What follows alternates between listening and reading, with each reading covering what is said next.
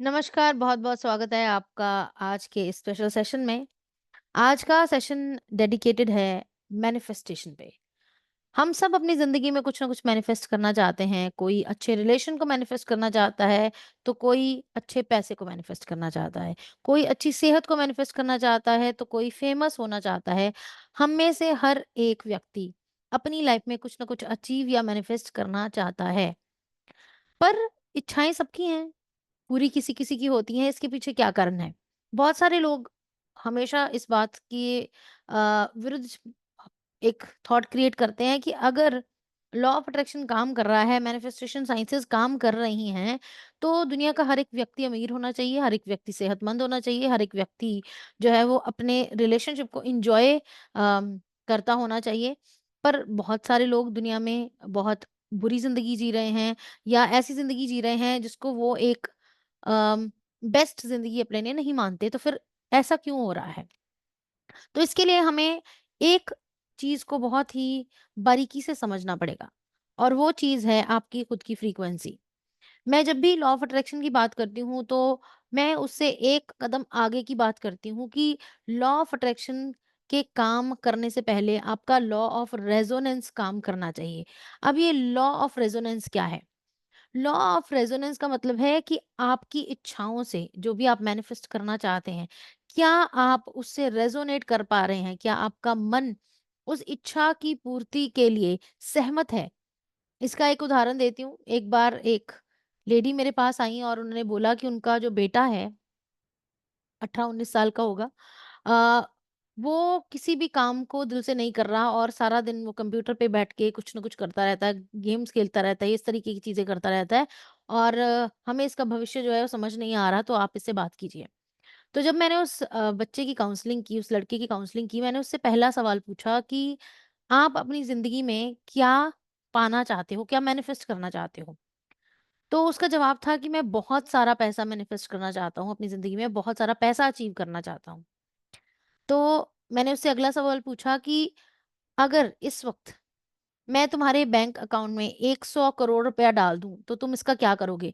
जैसे ही मेरे मुँह से ये शब्द निकले 100 करोड़, वो एकदम से डर गया और उसने बोला, "नहीं, नहीं, नहीं, इतना नहीं चाहिए।" अब आप देखिए, उस व्यक्ति ने, उस बच्चे ने खुद ही मुझसे बोला कि मुझे बहुत सारा पैसा मैनिफेस्ट करना है। जैसे ही मैंने उसको ये बोला कि अगर तुम्हारे बैंक अकाउंट में 100 करोड़ रुपया आ जाए, तो वो 100 करोड़ का नाम सुनते ही डर गया क्योंकि शायद उसके लिए बहुत सारा पैसा 50,000 या 1 लाख हो सकता था। ऐसा ही हमारे लिए होता है। बहुत बार हम अपनी लाइफ में ऐसी विशेज़ क्रिएट करते हैं, जिससे हम खुद ही सहमत नहीं होते। जब आपने कहा कि मुझे बहुत सारा पैसा चाहिए, तो ईश्वर ने, यूनिवर्स ने आपके लिए बहुत सारे पैसे के रास्ते खोल दिए। पर अब आप उस रास्ते पे चलना ही नहीं चाहते क्योंकि आपको इस बात से डर है कि शायद ये सक्सेस, ये पैसा आपकी ज़िंदगी में कोई प्रॉब्लम लेके आएगा, आपको बहुत सारा टैक्स देना पड़ेगा, बहुत सारे लोग जो क्रिमिनल माइंडेड हैं वो आपके पीछे पड़ जाएँगे, चोर जो हैं वो आपके घर का रास्ता ढूँढेंगे अगर उनको पता चल गया कि आपके पास बहुत सारा पैसा है, तो ऐसी बहुत सारी चीज़ें आपके मन में आना शुरू हो जाती हैं और इसी तरीके से आप खुद ही एक चीज़ को, एक थॉट को क्रिएट करते हो, एक विश को क्रिएट करते हो और अगले ही क्षण जैसे ही यूनिवर्स उस चीज़ के लिए आपको रास्ता दिखाना शुरू कर देता है, आप उस विश को किल कर देते हो। इसी को बोलते हैं लॉ ऑफ रेजोनेंस कि क्या आप अपनी विशेज़ के साथ रेजोनेट कर पा रहे हैं या नहीं। अब एक चीज़ और भी है, बहुत बार जब हम कोई विश क्रिएट करते हैं, अपनी ज़िंदगी में एक गोल बनाते हैं, एक ड्रीम बनाते हैं, एक ड्रीम लेते हैं, कोई इच्छा पैदा करते हैं, तो उस इच्छा के पैदा होने के पीछे का कारण बहुत सटीक होना चाहिए, बहुत प्योर होना चाहिए और आपके अंदर से निकलना चाहिए। जब भी कोई ऐसी इच्छा आप क्रिएट करेंगे, कोई ऐसा थॉट आप क्रिएट करेंगे, जो सच में आपके अंदर से निकल रही है, तो वो सपना, वो विश, वो थॉट ज़रूर कंप्लीट होता है। क्योंकि अब उसको करने के लिए, उसको पूरा करने के लिए आप भी अपनी पूरी ताकत झोंक देते हैं। आपका दिल, दिमाग और आपकी आत्मा उस गोल को, उस विश को अचीव करने के लिए काम पे लग जाती है। पर बहुत बार हम ऐसी विशेज़ क्रिएट करते हैं, जो एक्चुअली में हमें, हमारे लिए बहुत मायने नहीं रखती। उदाहरण के तौर पे, अगर आपके आस-पास कोई एक व्यक्ति है जो बहुत अच्छा गाता है और वो सिंगर बन गया, उसको कोई अवार्ड मिल गया। अब आप चाहोगे कि मुझे भी सिंगर बनना है, मुझे भी अवार्ड लेना है। अब उस व्यक्ति के अंदर वो टैलेंट था कि वो एक सिंगर बन सकता था, उसने उसके लिए रियाज़ किया, उसने अपना दिन-रात उसके लिए लगा दिए और वो काम को अचीव कर पाया। हो सकता है आपके अंदर सिंगर बनने का टैलेंट ही नहीं हो, पर सिर्फ़ दूसरे की सक्सेस को देख के आपने अपने लिए वो गोल जो है वो बना लिया। हमारी भारतीय संस्कृति में हमने अक्सर देखा है कि जब आपके चाचा का लड़का आईएएस का पेपर क्लियर करता है, तो आपके माँ-बाप भी आपको बोलते हैं कि बेटा अब तू भी आईएएस की तैयारी कर ले। ठीक है? इस तरह से बहुत बार हमारे आस-पास के लोग हमारे लिए विशेज़ क्रिएट करते हैं और कई बार हम भी आस-पास के लोगों को, सक्सेसफुल लोगों से इम्प्रेस होके कोई विश क्रिएट कर लेते हैं, जबकि हमारी आत्मा उस विश को पूरा करने के लिए तैयार ही नहीं होती, या उस विश के कंप्लीट होने या ना होने से हमारे मन, हमारे शरीर, हमारे आत्मा को कोई तृप्ति प्राप्त नहीं हो रही, तो हम डिटैच्ड वे से उस विश को मैनिफेस्ट कर रहे हैं, तो उस विश का संपूर्ण होना ना के बराबर होता है, ठीक है? पर अगर एक ऐसी विश है जिसको आप पूरे जुनून के साथ, पूरी रेज़ोनेंस के साथ क्रिएट कर रहे हो, तो वैसी विशेज़ ज़रूर पूरी होती हैं। तो अब इस सेशन का आपको फ़ायदा क्या? इस सेशन का आपको फ़ायदा ये है कि आज आप अपने डायरी के ऊपर वो सारी चीज़ें लिखें जो आप चाहते हैं आपकी लाइफ में हो। वो आपकी अच्छी सेहत हो सकता है, वो आपका अच्छा पैसा हो सकता है, आपकी कोई नौकरी हो सकती है, आपका कोई बिज़नेस हो सकता है, या कोई भी ऐसा ड्रीम आप किसी और कंट्री में जाके बसना चाहते हो, वो भी हो सकता है। अब आप इन सारी विशेज़ को देखिए और ये जानने की कोशिश करिए कि कितनी विशेज़ के साथ आप रेज़ोनेट कर पा रहे हैं, कौन-सी ऐसी विशेज़ हैं जिनको आप पूरी शिद्दत के साथ पूरा होते हुए देखना चाहते हैं। और साथ ही साथ ये भी देखिए कि ये विश जब आपने पैदा की थी, जब ये थॉट आपने क्रिएट किया था, तो इसका सोर्स क्या था? क्या किसी और को देख के, किसी और की सक्सेस को देख के आपने ये थॉट क्रिएट किया है, या फिर आप शुरू से ही ये करना चाहते थे? आप शुरू से ही एक सिंगर बनना चाहते थे? आप शुरू से ही लग्ज़री अपनी लाइफ़ में लेके आना चाहते थे? आप शुरू से ही एक बिज़नेस को क्रिएट करना चाहते थे, एक बिज़नेस पर्सन बनना चाहते थे? जब आपको आपकी विश का सोर्स समझ में आ जाएगा, और अपना थर्मोस्टेट ज़रूर चेक कीजिए कि आप कितना उस विश के साथ रेज़ोनेट कर पा रहे हैं। अगर आप इन दोनों चीज़ों को समझ गए, तो आप इस चीज़ को लेके बिल्कुल क्लियर हो जाएँगे कि आपकी कौन-सी विश जो है वो मैनिफेस्ट हो जाएगी, और आप खुद ही समझ जाएँगे कौन-सी आपकी विशेज़ हैं जो सिर्फ़ आपके ड्रीमलैंड में हैं और वो शायद ही कभी पूरी हों।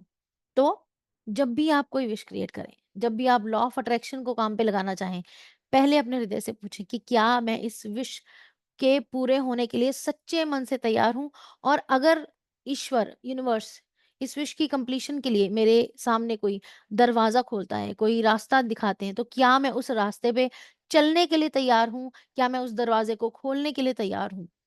एक और बात, कोई भी विश मैनिफेस्टेशन बिना कर्म के नहीं हो सकती। तो ईश्वर आपकी मदद ज़रूर करेंगे, वो आपके लिए एक शॉर्टकट भी क्रिएट कर देंगे, वो आपको एक रास्ता दिखाएँगे, वो आपकी ज़िंदगी में ऐसे लोग लेके आना शुरू कर देंगे, जो उस विश को ईज़िली कंप्लीट होने में आपकी मदद कर सकें। पर कर्म आपको ही करना है। अगर आप बिल्कुल आलसी होकर बैठ जाएँगे और सिर्फ़ कुछ रिचुअल्स को चैंट कर रहे हैं, कुछ मंत्रा का जप कर रहे हैं, और आपको लगता है कि चीज़ें आपके अकॉर्डिंग हो जाएँगी, तो उसके चांसेस बहुत कम हैं। हालाँकि अगर आपकी किस्मत बहुत अच्छी रही, आपने बहुत अच्छे कर्म किए हैं, तो शायद ये भी हो सकता है, पर मैक्सिमम टाइम्स आपको अपनी विश के मैनिफेस्टेशन के लिए कर्म करना पड़ेगा, काम करना पड़ेगा। जितने भी महान इंसान आपने इस विश्व में देखे हैं, इस संसार में देखे हैं, वो सब कर्मठ हैं, वो सब वर्किंग हैं, वो सब काम कर रहे हैं। दुनिया के सबसे अमीर से अमीर लोग भी 5-5 घंटा सोते हैं और अपने गोल्स को अचीव करने में लगातार लगे रहते हैं। आप कोई भी नाम ले लीजिए, बिल गेट्स सोच लीजिए, एलन मस्क सोच लीजिए, मुकेश अंबानी सोच लीजिए। क्या आपको लगता है कि वो सारा दिन अपने घर पे बैठ के नेटफ्लिक्स देख रहे हैं, या फिर इंस्टाग्राम पे रील्स देख रहे हैं, या अपना समय बर्बाद कर रहे हैं? नहीं, वो लगातार अपने गोल्स को अचीव करने के लिए काम कर रहे हैं, पर साथ-साथ वो उन विशेज़ के साथ रेज़ोनेट भी कर रहे हैं। एलन मस्क अगर स्पेस में एक कॉलोनी बनाने चाह रहे हैं, तो वो उस विश के साथ रेज़ोनेट कर रहे हैं, तभी वो उसकी तरफ आगे बढ़ रहे हैं। तो आपको, चाहे आपकी विश छोटी स हो या फिर बड़ी हो, आपको उन विशेज़ के साथ रेज़ोनेट करना सीखना पड़ेगा। अपने आप न को तैयार करना पड़ेगा, अपने मन को तैयार करना पड़ेगा, और वो तभी होगा अगर आपकी विश का सोर्स प्योर होगा, उसके पीछे कोई जेलसी नहीं होगी, उसके पीछे कोई कॉम्पिटिशन नहीं होगा, उसके पीछे कोई दिखावा नहीं होगा। अगर सच में आप पूरी शिद्दत से उस चीज़ को पूरा करना चाहेंगे तो मानिए पूरी कायनात आपको उससे मिलाने में जुट जाएगी। ये सच बात है, ये कोई डायलॉग नहीं है, ये बिल्कुल सच बात है। और अगर आप भी इस चीज़ की सच्चाई को अपने सामने प्रत्यक्ष करना चाहते हैं, तो आज की इस वीडियो में मैंने आपको जो भी चीज़ें बताई हैं, नंबर 1 अपनी रेज़ोनेंस चेक कीजिए, नंबर 2 अपने विश का सोर्स चेक कीजिए। जब ये दोनों चीज़ अमैल्गमेट हो जाएँगी, दोनों चीज़ें अलाइनमेंट में आएँगी, तो आपकी विशेज़ को मैनिफेस्ट होने में से कोई भी नहीं रोक सकता। ऐसी और चीज़ों को जानने के लिए साइको स्पिरिचुअल प्रोग्रामिंग की टेक्निक्स को सीखिए। अपने आप को ग्रो करने के लिए नए-नए रास्ते, नए-नए कॉन्सेप्ट्स को समझते रहिए और देखेंगे ज़िंदगी बहुत खूबसूरत है। अ, बहुत बार आपको कहा जाता है कि life is not a bed of Roses, but trust me, अगर आप उस तरीके से, उस नज़रिए से, उस पर्सपेक्टिव से ज़िंदगी को देखना शुरू कर देंगे, तो life is beautiful and you deserve a very beautiful life.